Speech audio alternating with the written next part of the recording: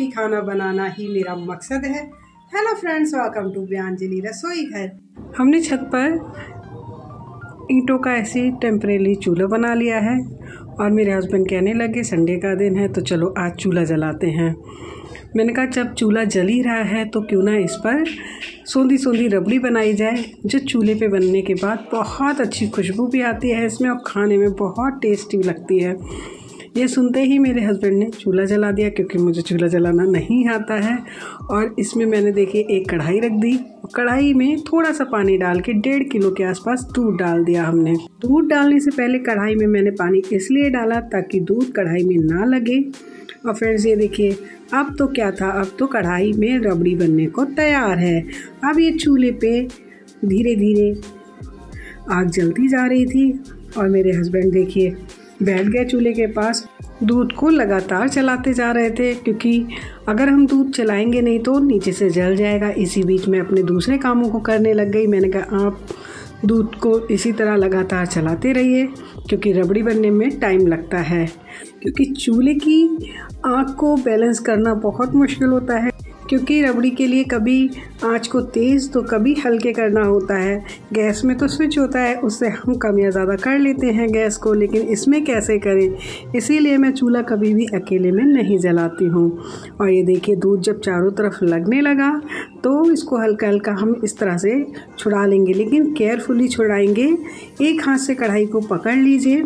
अब ये देखिए चूल्हे की आग लगभग बंद सी होने लगी तो मेरे हस्बैंड ने फिर से आग जला दी और मैं दूध को चलाने लगी। इनके पास बैठने का एक फ़ायदा था, मैं साथ के साथ दूसरे काम भी करते जा रही थी। और ये देखिए दूध जलकर लगभग आधा हो गया और इस समय हमें चूल्हे की आग को कम करना था और लगातार इसको चलाना था, वरना इस टाइम पे तो दूध कढ़ाई के तले पे लगकर जल जाता। इस समय चूल्हे की आंच को कम कर देना था।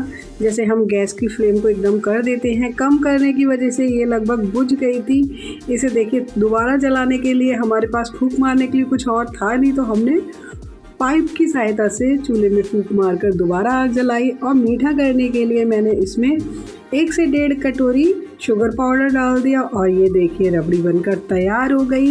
एकदम सिम आंच कर दिया है अब हमने चूल्हे की और इसमें ये रबड़ी बनकर तैयार हो गई है। फ्रेंड्स ये रबड़ी जितनी ज़्यादा टेस्टी बनी थी उससे ज़्यादा मेहनत करनी पड़ी थी मुझे इस कढ़ाई को साफ़ करने के लिए, क्योंकि चूल्हे पे ये एकदम काली हो गई थी कढ़ाई।